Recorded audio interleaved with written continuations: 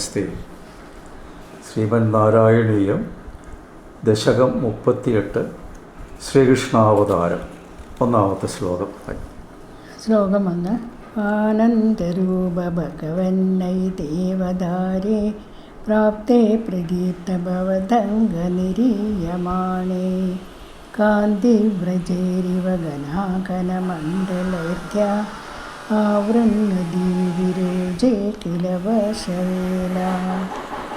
ഭഗവാൻ ശ്രീകൃഷ്ണൻ അവതരിക്കുന്ന ഈ ഒരു പ്രത്യേക ദശകം ശ്രദ്ധിക്കപ്പെടേണ്ട ഒന്നാണ്. ഇവിടെ ഭട്ടതിരിപ്പാട് ഭഗവാന്റെ അവതാരത്തെ വളരെ മനോഹരമായിട്ടാണ് അവതരിപ്പിച്ചിരിക്കുന്നത്.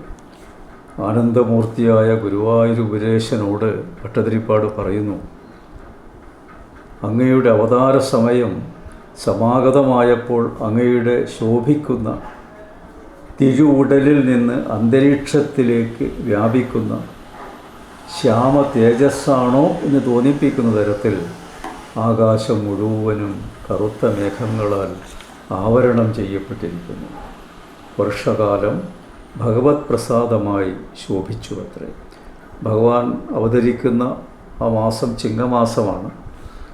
ആ സമയത്ത് മഴ കുറവാണെങ്കിലും ഇടയ്ക്കിടെ മഴ പെയ്യുന്ന ഒരു അവസ്ഥയാണ്. ആ സമയത്ത് ഭഗവാൻ അവതരിക്കുന്ന ആ അർദ്ധരാത്രി സമയത്ത് കാർമേഘങ്ങളാൽ നിറഞ്ഞു എന്നാണ് പറയുന്നത്. ആ കാർമേഘത്തിൻ്റെ പ്രത്യേകത വർഷമേഘങ്ങളാണ്. ആ വെറും മേഘങ്ങളല്ല, അതിൽ ജലഗണങ്ങൾ ധാരാളമായി നിറഞ്ഞിരിക്കുന്നു എന്നാണ്. ആ മേഘങ്ങൾ അന്തരീക്ഷത്തിൽ മുഴുവനും പരന്നിരിക്കുന്നു. ആ മേഘജാലങ്ങൾക്ക് ഭഗവാന്റെ ആ നീല തേജസ് ഉണ്ടായത് ഭഗവാന്റെ അവതരിക്കുമ്പോൾ ഉണ്ടാകുന്ന ചൈതന്യത്തിൻ്റെ പ്രകാശമാണോ എന്ന് തോന്നിപ്പോകുന്നു എന്ന് ഭട്ടതിരിപ്പാട് പറയുക. ശ്ലോകം 2. ആശാസശീതളരാസപയോധോയേ ആശാസിതാപ്തിവിവശേഷു ച സജ്ജനേഷു നൈഷാകരോദയവിദോ നിശിമധ്യമായാം ക്ലേശാപഹസ്ത്രീജഗതാം തുമ്മിഹാവിരാസി. ശ്രീകൃഷ്ണ ഭഗവാൻ അവതരിച്ച സമയത്തെപ്പറ്റി വിശദീകരിക്കുന്നു. ഉഷ്ണകാലം മൂലമുണ്ടായ കൊടുംചൂടിനെ പരിഹരിക്കാനെന്ന വണ്ണം മഴവെള്ളത്താൽ എല്ലാ പ്രദേശത്തും തണുപ്പ് അനുഭവപ്പെട്ടു. കുളിർകാറ്റ് വീശുന്നു. സജ്ജനങ്ങൾ അവരുടെ ചിരകാല അഭിലാഷം സാധിക്കുവാൻ പോകുന്ന സന്തോഷത്താൽ പരവശരായിരിക്കുമ്പോൾ അർദ്ധരാത്രിയിലെ ചന്ദ്രോദയ സമയത്ത് 3 ലോകങ്ങളുടെയും കഷ്ടപ്പാടുകളൊക്കെ പരിഹരിക്കുന്ന ഭഗവാൻ ഈ ലോകത്തിൽ അവതരിച്ചു. ഭഗവാൻ വെറും ഒരു അവതാരം എന്നർത്ഥത്തിലല്ല, പ്രകൃതി തന്നെ ആ അവതാരത്തെ ഏറ്റവും ഊഷ്മളമാക്കി എന്നാണ് പറയുന്നത്. അതുവരെ ഉണ്ടായ കൊടും ചൂടിന് വളരെയധികം സമാധാനമുണ്ടാക്കുന്ന വിധത്തിൽ വർഷമേഘങ്ങളിൽ നിന്നുണ്ടായ മഴത്തുള്ളികളാൽ അന്തരീക്ഷം മുഴുവനും തന്നെ നല്ല ഒരു തണുപ്പ് അനുഭവപ്പെട്ടു എന്നാണ് പറയുന്നത്. ചൂട് കഴിഞ്ഞൊരു തണുത്ത കാറ്റ് കിട്ടുക എന്ന് പറയുന്നത് ഏറ്റവും വലിയ അനുഗ്രഹമായിട്ടാണ് നമ്മളൊക്കെ ചിന്തിക്കുന്നത്.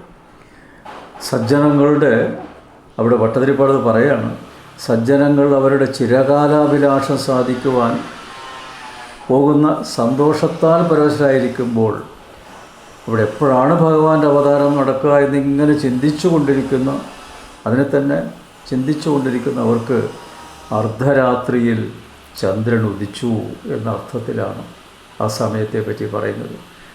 ആ ചന്ദ്രോദയം വെറും ഒരു ചന്ദ്രോദയമായിരുന്നില്ല, 3 ലോകങ്ങളുടെയും കഷ്ടപ്പാടുകളൊക്കെ പരിഹരിക്കുന്നു എന്നാണ് അതിൽ നിന്ന് കിട്ടുന്ന സൂചന.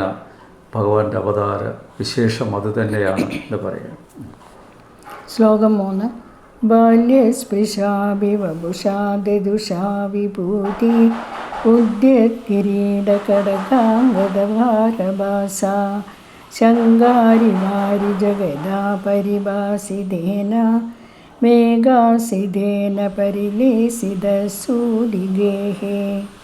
പ്രസവിച്ച ഉടനെയുള്ള ഭഗവാന്റെ സ്വരൂപ വർണ്ണനയാണ് ഭട്ടതിരിപ്പാട് ഈ ശ്ലോകത്തിലൂടെ രേഖപ്പെടുത്തിയിരിക്കുന്നത്.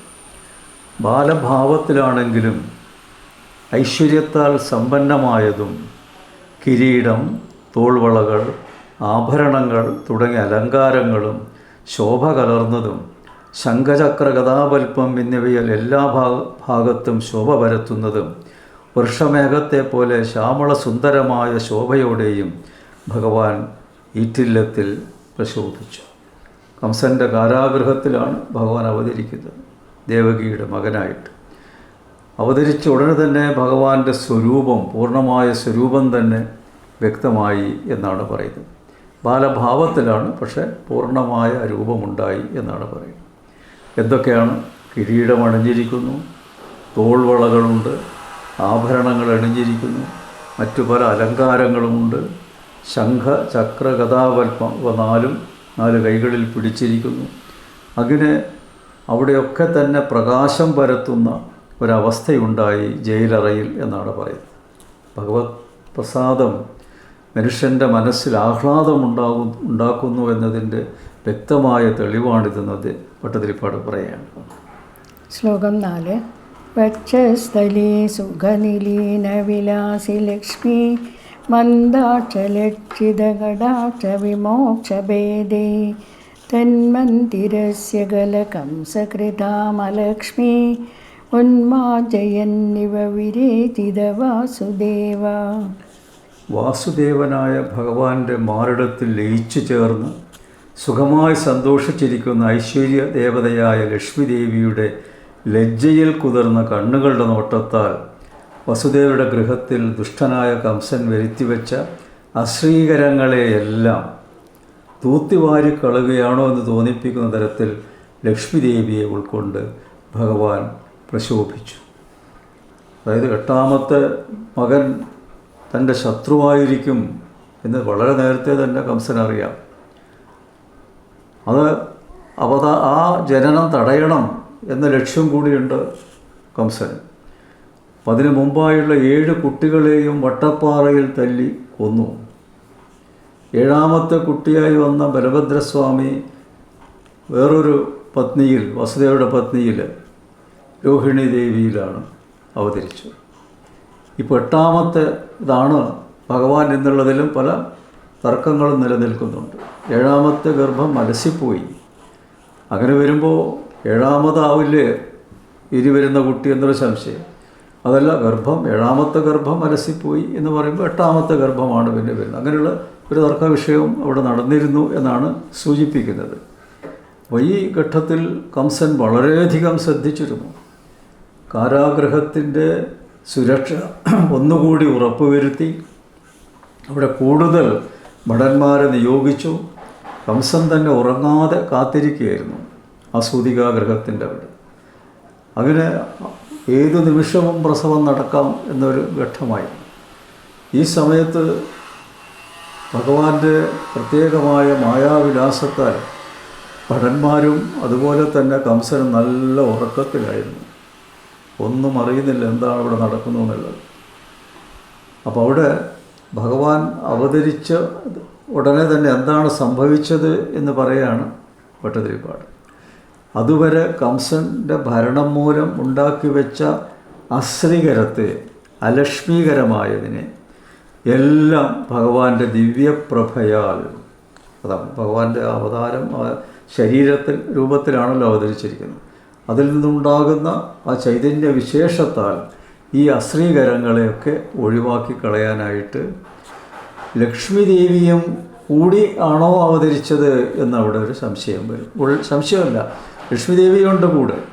കാരണം ഈ അലക്ഷ്മീകരം എന്നുള്ളത് മാറ്റിയെടുക്കാൻ ലക്ഷ്മി ദേവി തന്നെ വേണമല്ലോ. അപ്പം അതുകൊണ്ട് മഹാവിഷ്ണു ഒറ്റയ്ക്കല്ല അവതരിച്ചിരിക്കുന്നത്, ലക്ഷ്മി ദേവിയും കൂടെ ഉണ്ട് എന്നവിടെ പ്രസ്താവിക്കുകയാണ്. അടുത്ത ശ്ലോകം 5.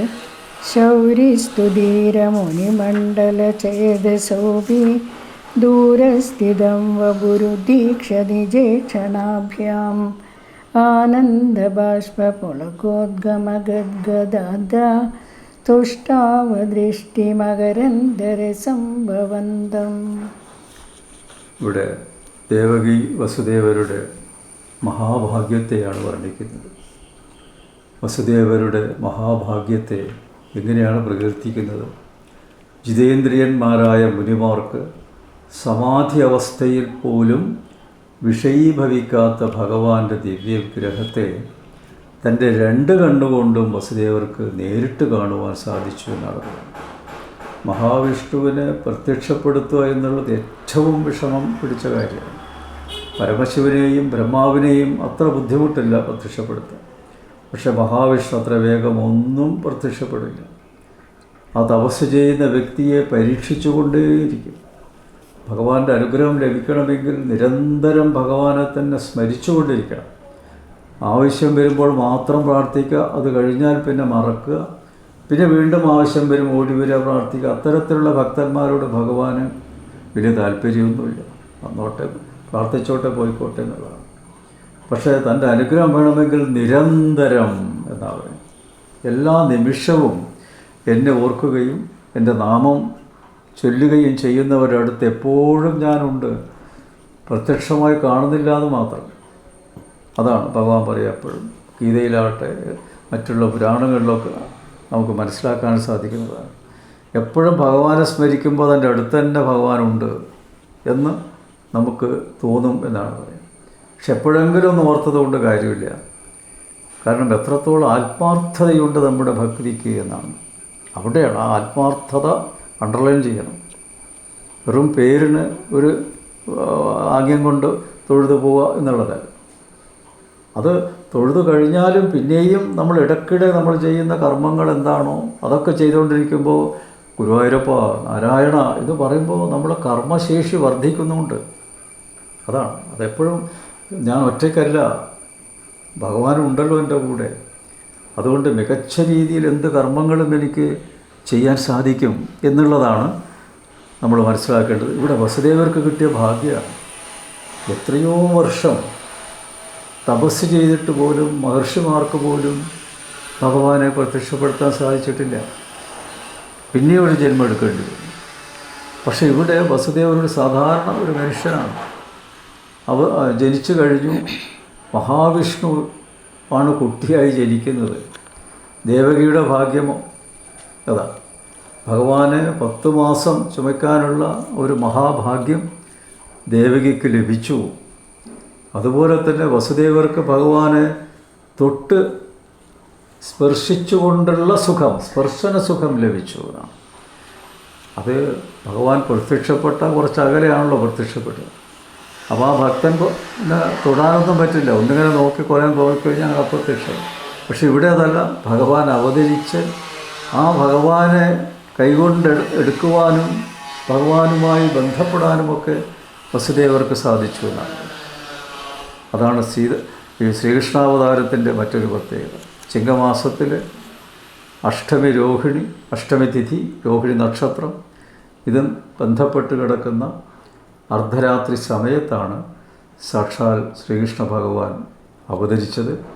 അതെല്ലാ വർഷവും നമ്മൾ പ്രത്യേകമായിട്ടത് ശ്രീകൃഷ്ണ ജയന്തിയായി നമ്മളത് ആഘോഷിക്കുകയാണ്. സർവത്ര ഗോവിന്ദനാമ സങ്കീർത്തനം. ഗോവിന്ദ ഗോവിന്ദ. നമസ്തേ.